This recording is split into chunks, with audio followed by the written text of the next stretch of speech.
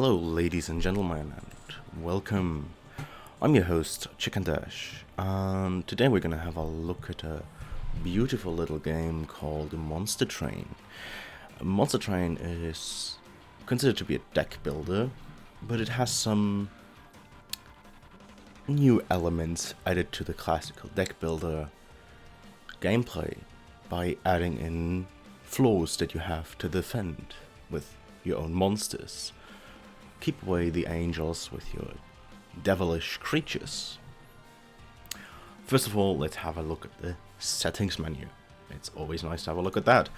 So, the settings menu has everything there that you need. It has a volume slider, music, sound effect, game speed, combat preview, which is amazing for a deck builder to have combat preview. Resolution settings, everything's there that you need. Also has a frame rate slider, let's say setting. So, before we look at the game or the gameplay itself, let's have a look at the different classes or clans you're allowed to choose from when starting a new run. So, let's have a look. So, you can see this is already a bit overwhelming with all these creatures on the left side. But let's ignore the left side and look at the right side. First of all, we have to choose a primary clan, which will grant us a champion. These champions can be chosen of two different kinds of champions, and they bring in their own little extra card. For example, for the Hellhound, we have the Hornbreaker Prince, which adds Torch to our deck. Or we can choose the Shardtail Queen, which adds the Queen's Impling. And the other factions are as following: the Awoken, the Stygian Guard, the Umbra, and the Melting Remnant. Personally, I'm not good with the Melting Remnant, but let's go with the different factions in a short thing. The Hellhound are considered to be more your classical devils. They are strong attackers and they use Rage. Rage is a mechanic which buffs their attack damage. The Awoken. The Awoken are more of a defensive clan. They use a lot of bulky tanks, spikes, which basically deflect damage back onto the attacker, and regeneration and heals. The Stygian Guard are more your classical spell flingers. They impose a poison, which is called Frostbite, and Spell Weakness. Spell Weakness just doubles the effect of a spell. So if an enemy has 1 debuff of Spell Weakness, a spell that would deal 2 damage now does 4. And Spell Weakness can stack any number of times, so you can imagine the kind of nonsense you can do with that. Next one is the Umbra. The whole thing is that they have disposable small units that are eaten to benefit a greater unit. For example, the champion Penumbra, which you can see right here. And the Melting Remnant. They also have a bit of a disposable unit kind of style, but instead of feeding them, they keep reviving their units and making them stronger and stronger with each revive.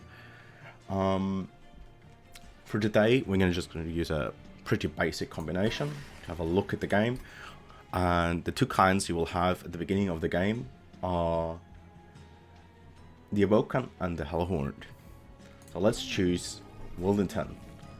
Wildenton does give us the Root Seeds card, which is apply +2 attack and draw +1 for the next turn. It's a pretty good card.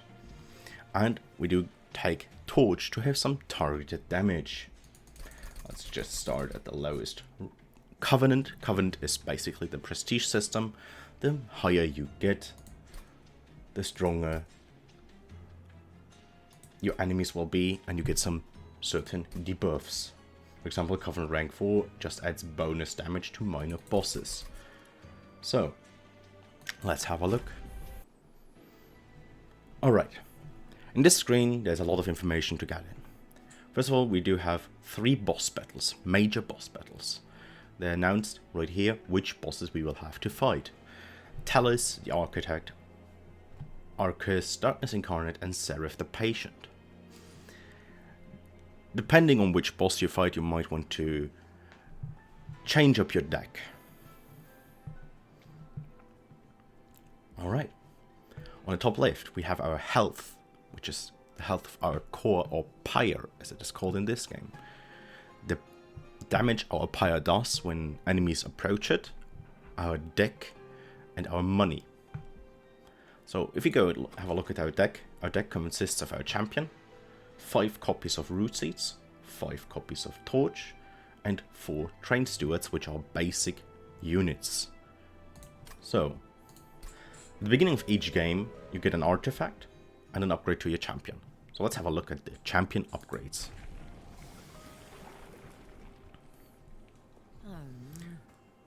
So, first of all, we have an upgrade called Thornlord, which adds 3 sting spells to our hand the moment we summon, aka play, our champion. And it grants him +1 attack whenever we cast a spell on the floor that he's on. We'll have a look at that later. The other thing is Quick. Enemies always attack first in this game, unless you have Quick. And Wilderton has the ability to enchant all other units on the same floor with Quick. So that's a pretty good one. So let's have a look at Predator Wilderton. Now the second thing we have to do before we go into the first battle is have a look at the artifact. Winged Steel. When you play your 3rd card of the turn, draw 1 card. We don't need that. We have a lot of draw due to our root seeds, which grant us extra draw. So let's take, at the start of turn, add a random imp unit to hand. Imps are small units that trigger some effect when played. Let's have a look at one battle. So the first thing you notice is this is going to be our boss enemy. He has the ability Relentless,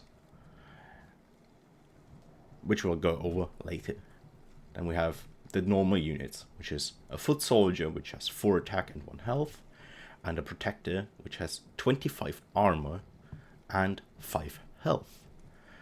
We can take this trial to give the enemies +4 attack, but we do get an extra unit after the battle. So let's go for that.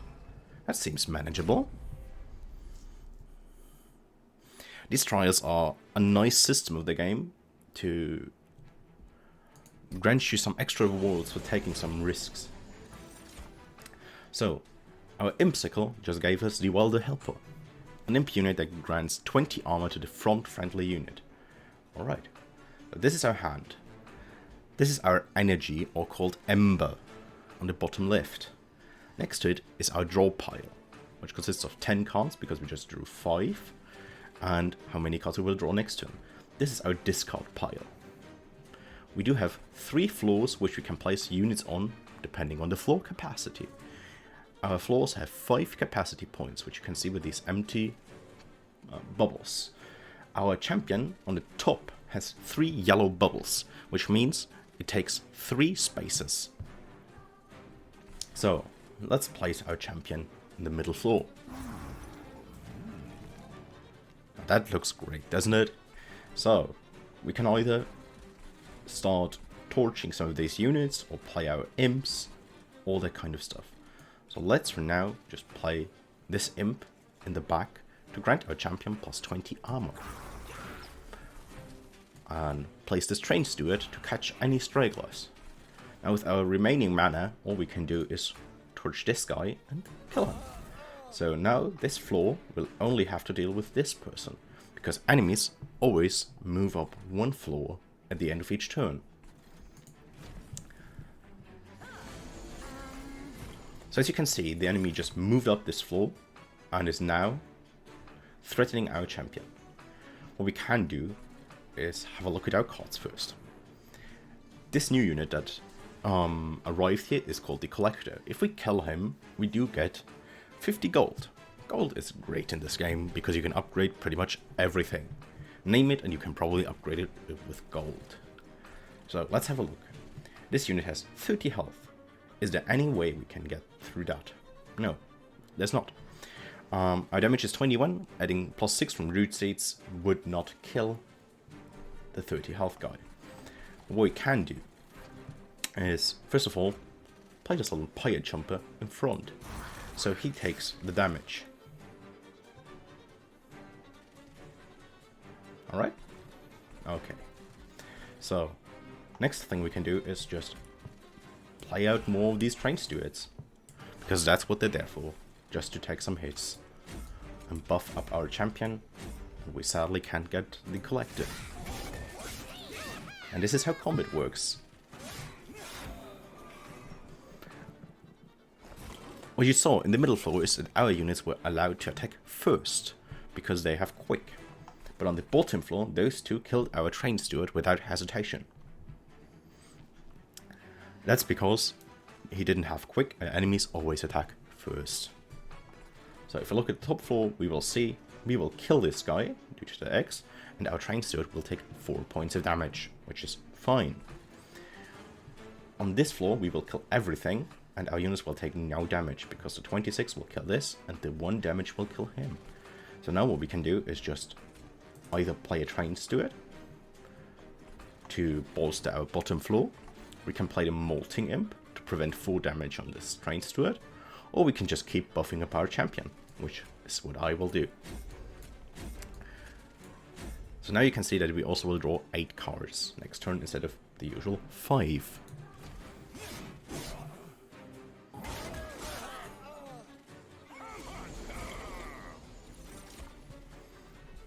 So for this turn, the boss has arrived, and if there were our creatures in this floor, he would keep fighting them until either he or the creatures are dead. This is what Relentless means. So, to demonstrate this, I will play a few creatures in this floor, and put the imps in front of the train steward, yes, to protect a few attacks, because it will always go like this. The Inquisitor will attack an imp. Now our creatures will attack him. Now he will attack an imp again. The train steward gets another attack. And so on and so forth until all of our creatures are dead or he dies. Which you can see, he will only take 16 damage from this floor.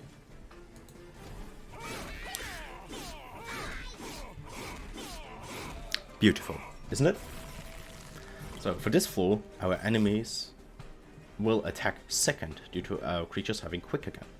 So it doesn't matter what we do here, we can just end the turn, and Wilderton will defeat the Inquisitor. So at the end of every battle, you are offered some gold and a pack from each of your clans that you chose. And this one, the unit draft, is due to our trial. Let's have a look.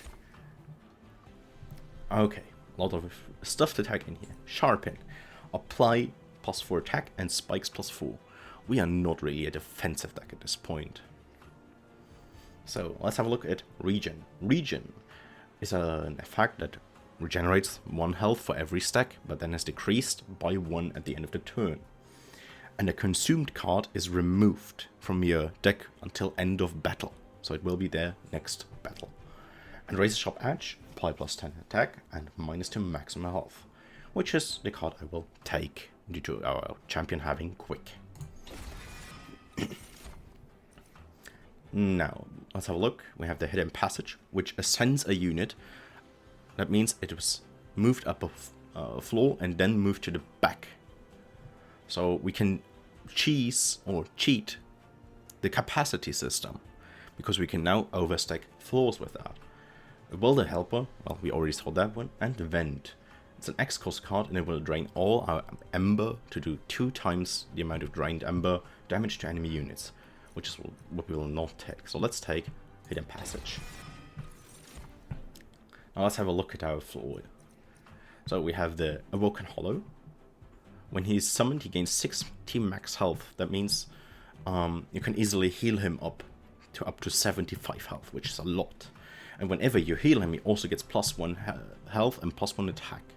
The Demon Fiend is just a big guy, and then the Consumer of Crowns, which is -3 Ember per imp unit in play, which is the unit I will take, just because it's a really fun to use unit. And we do have the Imp Sickle, which generates imps every turn.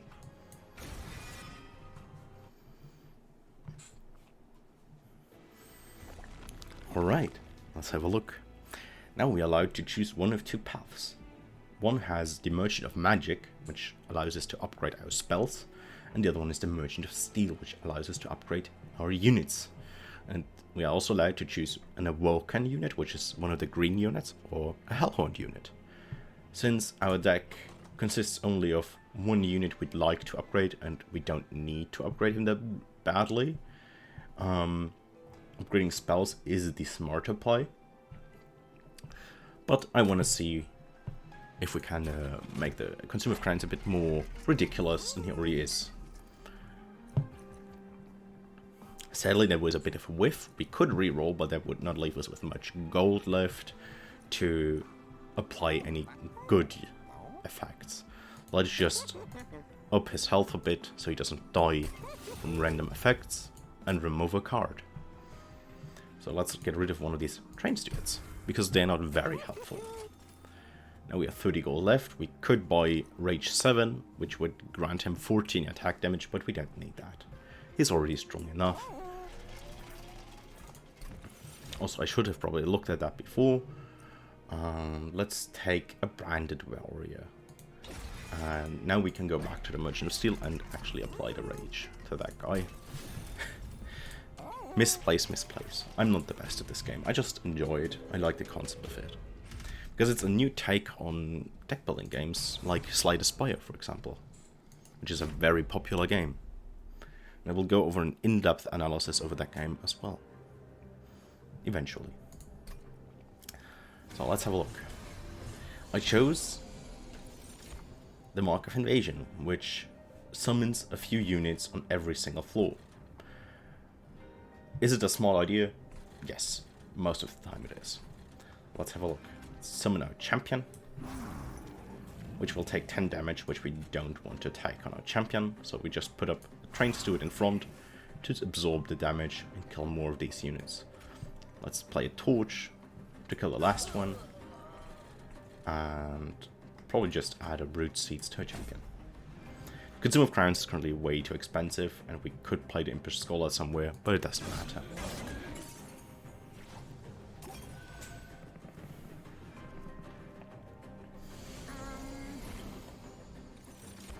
Let's have a look at this turn.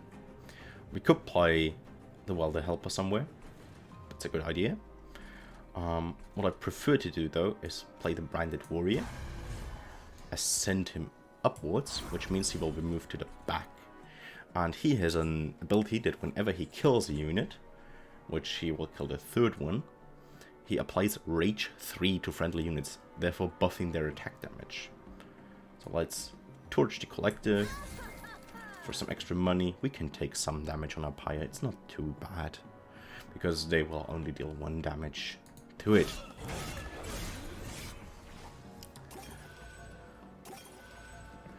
Now you see, he attacks first, and our Pyre attacks back for 20 damage. So, no problem. The Molting Imp, a good unit to have right here. So, let's just kill those 2 people. Play a Train Steward to protect the Imp, so we might be able to play our Consume of Crowns eventually. And add more damage to, I guess, the Slayer guy. I already forgot his name, because I'm bad with names.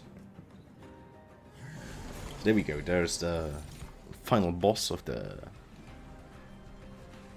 battle. Last Knight of the Disciples. He's just a 7 attack, 110 health unit. Nothing too crazy. So let's see if we can't squeeze out some more imps, but don't think we'll be able to play the Consume of Crowns due to him having 3 capacity. We can't play him on the bottom floor once it is destroyed by the Last Knight of the Disciples.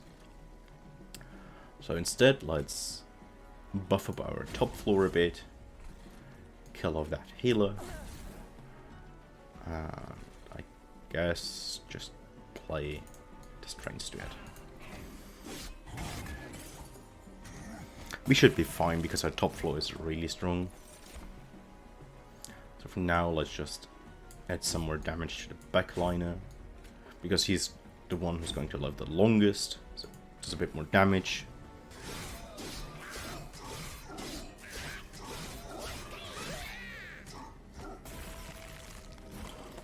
we go. He will not even be able to attack because our units deal enough damage to kill him before he's allowed to do anything. So once again we get 50 gold, 75 gold to take a trial, clan pack, and an allied clan pack. Let's just take, I guess, Sting for now, because Sting is a fun card to use. Important Work is a really great card for us because we do have a lot of imps, which we might want to clear out, because they're taking up space, and would draw us a card and gain 2 mana, which is good. But we do have to kill one of our imps for that. So now this is a bit more interesting. The Hellwind allows us to duplicate any card except our champion. We would get another unit. We would have a Merchant of Magic and Pyre Remains, which would heal our Pyre by 20 health, which is kind of useless at the moment, due to only missing 1 health, so it's not that great. If we were to look at cards that we'd like to duplicate, there isn't really much going on here, it's nothing too interesting, so let's have a look at the Merchant of Magic. The Merchant of Magic allows us to upgrade our spells, so we can have a spell with gains holdover. That means whenever we play the spell, it's added on top of our deck. So it's there every single turn. So let's apply -1 cost to Razor Sharp Edge to make it for free. And also apply holdover to that, so that we can play it every single turn. We can upgrade a spell to deal 10 more damage, which is great on these torches. And nothing else to do. We could re-roll, but it would leave us only with 5 gold, which is pointless. Take up the health and look at the caverns. The caverns are random events that can change a run, or this one is gonna be interesting. This is one of the most infamous ones because you're allowed to copy a card 5 times. I'm just gonna copy a card once, and I'm gonna copy the Razor Sharp Edge we just upgraded, because it's a really strong card for us right now.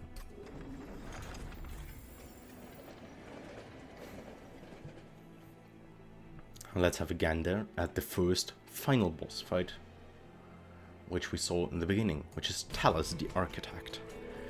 We're not allowed to take any trials for these particular boss fights, and they do have an extra ability. This one says Soul Sucker. Friendly units enter with Sap 1. Talus attacks every turn and applies Dazed on Strike. Talus is going to be sitting outside the train and attack into the train and move in between floors. But we're also allowed to attack Talus. And Sap 1 is basically negative rage. So it's -2 attack and it decreases every turn.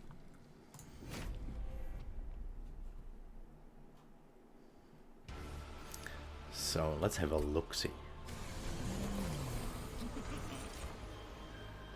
Alright, Talus, as you can see, is going to be on the top floor for this round. So we don't really want to throw Wilderton willy-nilly at that, but we could throw Wilderton and a Welder Helper at that. Apply some Root Seeds. Torch one of these guys. Use Sting on one of these guys. And Wilderton will be able to deal 20 damage to her. Our imp won't be able to attack because he was sapped.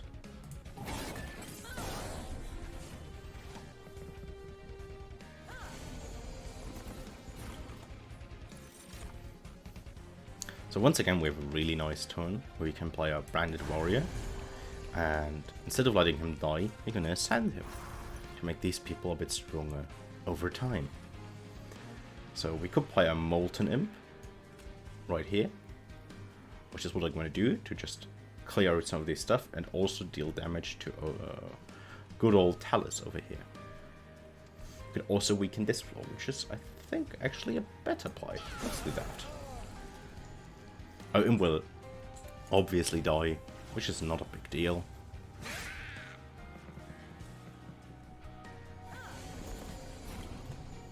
Well, let's have a gander this turn. Let's start applying Razor Sharp Edge to our Wilderton to increase his damage over time. Play a train steward out, a helper behind it, so we just start getting our imps up. Should probably play them on the bottom floor. And I guess let's just increase the damage of this guy for a bit. And draw some extra cards next turn.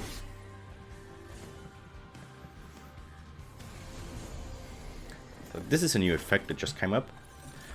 The enemy on the bottom floor has haste and also enchants other units with haste. This means they will skip the middle floor and instantly move up to the top floor. To prevent this, we have several options. For example, a molting imp, which is a great way to deal with these people. Let's keep enchanting our Wilderton for a bit, and maybe a backliner. We could play important work. Okay, didn't matter too much. And just keep applying some spells. Throw in a train steward. Just play the torch for fun.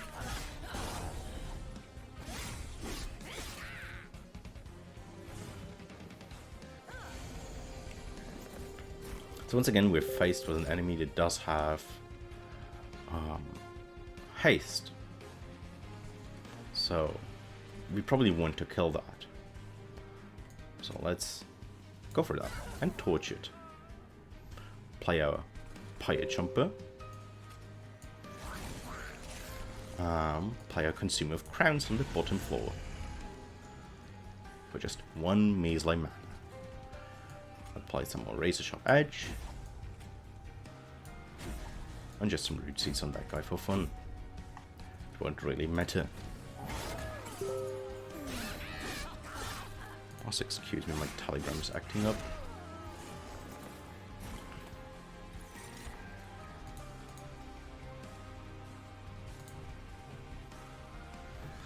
Okay, so at this point, we do see the Consumer of Crowns is absolutely going to demolish this poor angel. And we're just going to play some cards for fun at this point and get it over with. Turn. Boop. Also, I'm really sorry about that telegram. Just let me close out. Unprofessional as usual. So, at the end of boss battle, we do get one rare card, which is one of these three. It's of either clan. And for now, we're going to choose less stand, just because we're playing a bit with rage. We do get another unit. I don't think we need any of these, to be honest. But if we were to take one, let's take Enemies of Speed. And we do get one of these enhancements. It's either +1 energy, draw +1, or +1 capacity. And draw is pretty much good for us already. Capacity is fine, or energy. So let's just take, I guess, capacity, because we want to squeeze in as many imps as possible.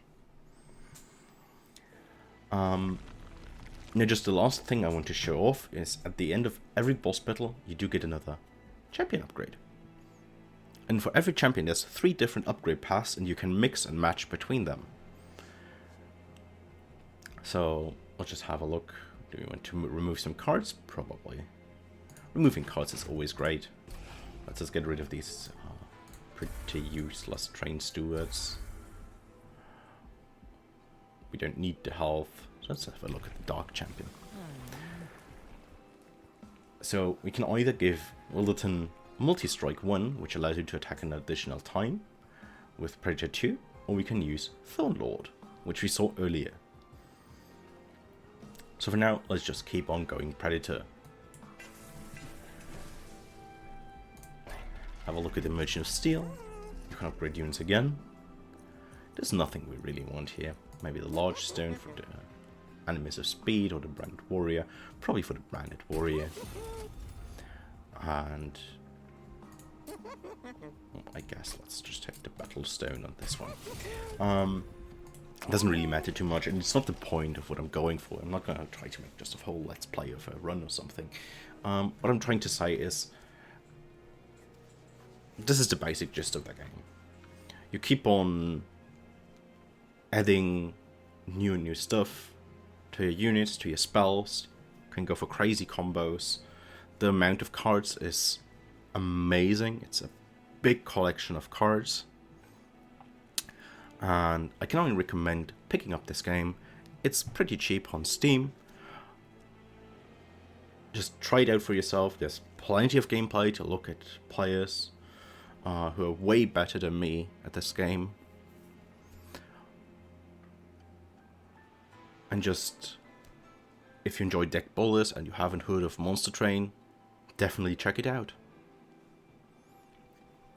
I hope you enjoyed my little explanation of what the game is all about, and we'll probably pick up the game eventually. This was ChickenDash talking for Furry Valley. You can find our social media links, all that nice jazz, in the description below. And I sincerely hope you have a great day. And don't forget to smile, alright?